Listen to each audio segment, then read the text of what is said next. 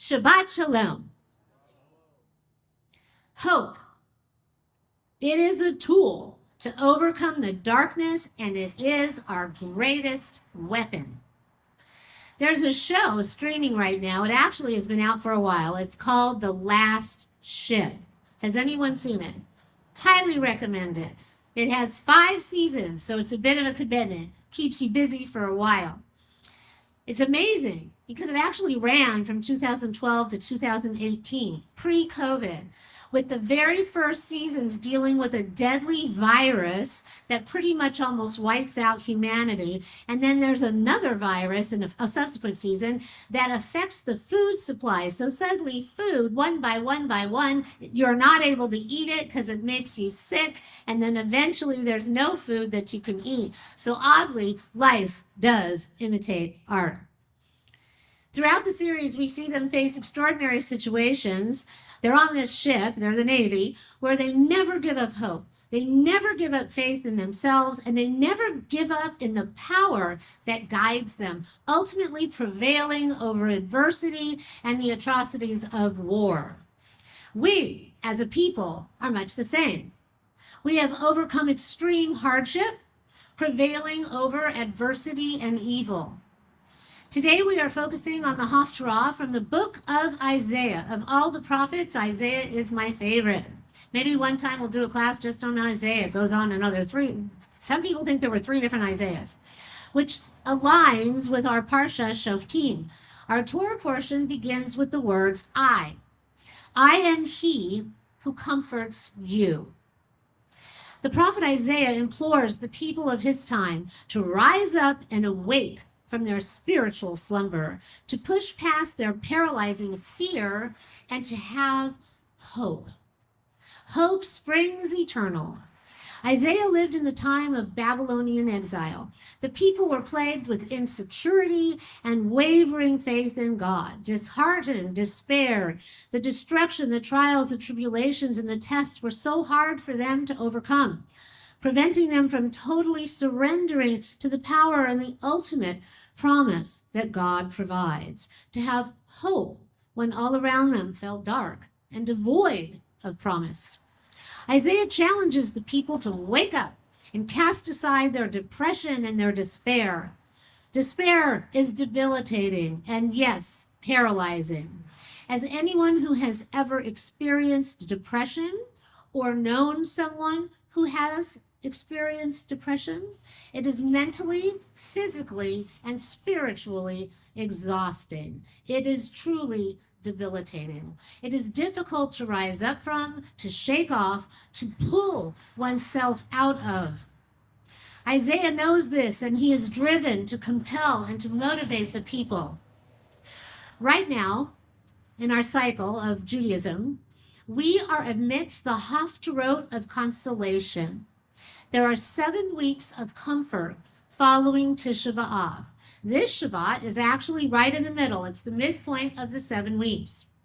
So we just had the negative 3 weeks leading up to Tisha B'Av, which was coinciding with Mercury retrograde, which was absolutely awful. But we're still feeling the effects of it because we are actually meant to do the work during the month of Elul.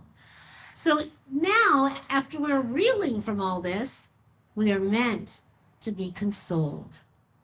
We are meant to find comfort in God. However bad things are, we are supposed to remember the words that our Parsha begins with, I am the one, I am he who comforts you. In today's world, it's not much different.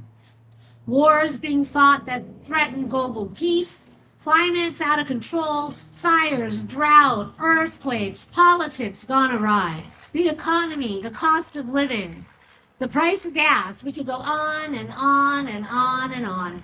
And if we allow ourselves, we could fall into the pit of despair. We can become depressed. It is hard to hold on to hope and to search for hope in that space. There are so many times lately that I hear, I can't watch the news anymore. It is just too depressing. Isaiah, for those in his time, and yes, for us as well, fought to combat this and to arouse hope and to renew faith and to challenge the people to cast off their paralyzing fear of the mortal oppressors that they were experiencing and awake from their spiritual slumber. He, as a prophet, offered beautiful imagery, that's why he's one of my favorites, that the people could relate to in their darkest hour. His message carried a promise of redemption and the end of exile and a return to Zion where God would once again light the path before them. The takeaway for us is actually much the same. When things are most dark, we must persevere.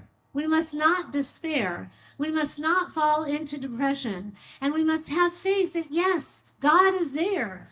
Even if you don't believe in God, that there's some force in the universe that is there, walking before us, beside us, guiding us forward, even when feeling it not. Trusting, having faith. It is that faith that will light the way ahead, igniting the spark to help lift us up out of despair. Scholar and teacher Jan Orbach states, this fourth Haftarah of consolation and comfort begins with a challenge to the people. Why do you allow a mere mortal, however seemingly powerful, to send you into a tailspin of fear and anxiety? This goes for us too. Isaiah points out that the people are suffering not only from externally imposed depression, but from their own internal response, dread and despair. It is how we respond that affects our reality.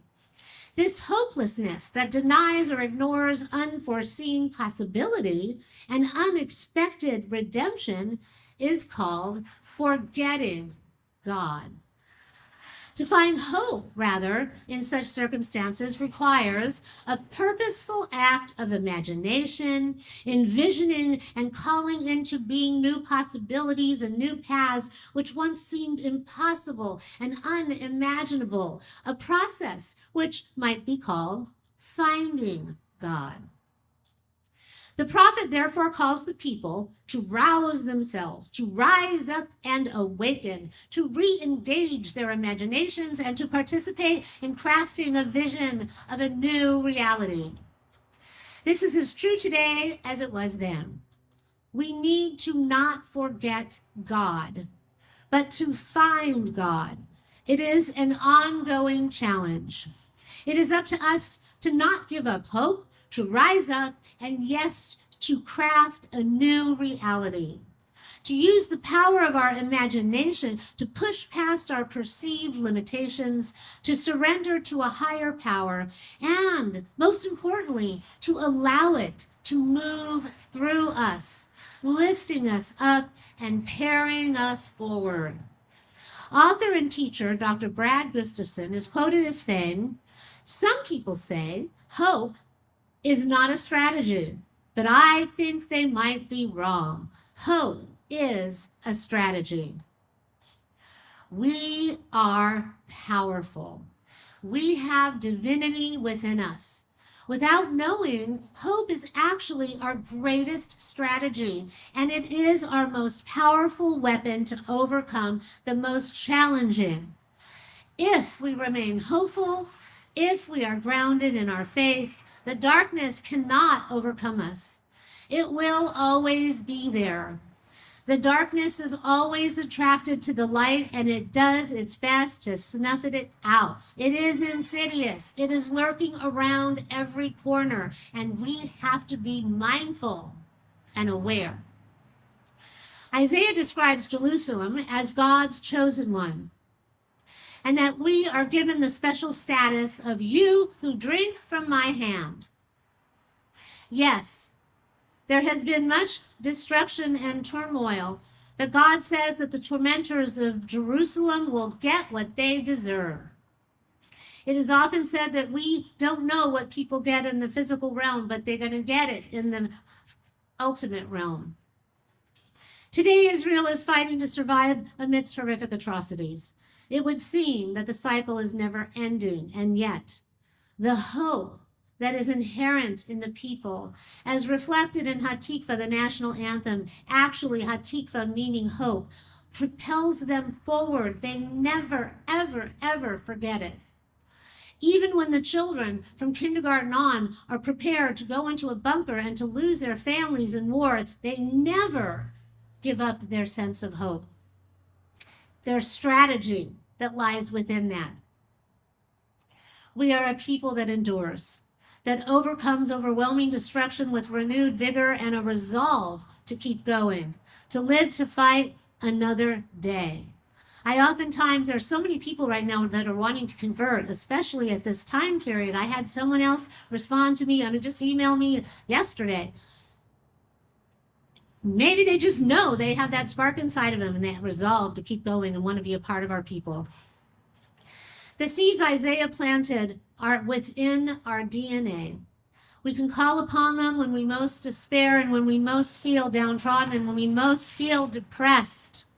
We are a people that are defined by our ability to remain hopeful in the face of devastating, crippling darkness. October 7th is our most recent example. The hostages fought and they did not give up. The families, the country, and even those of us here in the diaspora, we never gave up the hope that they would return. And despite all unbelievable odds, many did. When you hear their stories, they did not give up their hope. And they will say this, the hope that help was coming, the hope that we did not forget them, and the hope that they would be saved. Unknowingly, it was their greatest strategy to stay alive in the face of great oppression. They kept hoping, and so, too, did we. Hope is fueled by faith, whether we realize it or not. We are rapidly approaching High Holy Days, a time when we pray for redemption, renewal, and to be written for goodness and to be sealed for life. Isaiah described a people in turmoil who were saved by God as the crouching one who is freed. We need to be freed of that which drags us down, oppresses us, depresses us. Humanity is at an all-time low. We need to rise up and awake, especially as Jews in this pivotal time. We must ask ourselves, as we discussed over the last few Shabbatot, what is holding us down? What do we need to be freed from? As stated, we're not supposed to show up on Rosh Hashanah without doing this work, especially in this month of Elul. We must lay the foundation to merit the redemption and the renewal that is to be had, to manifest the destiny divine for us individually and collectively. We must, and this is very important, we must ask ourselves if we have abandoned that sense of hopefulness that can carry us through the darkness, tackling that which is blocking the light. It is almost reconnecting to a state of innocence, rekindling that sense of hopefulness.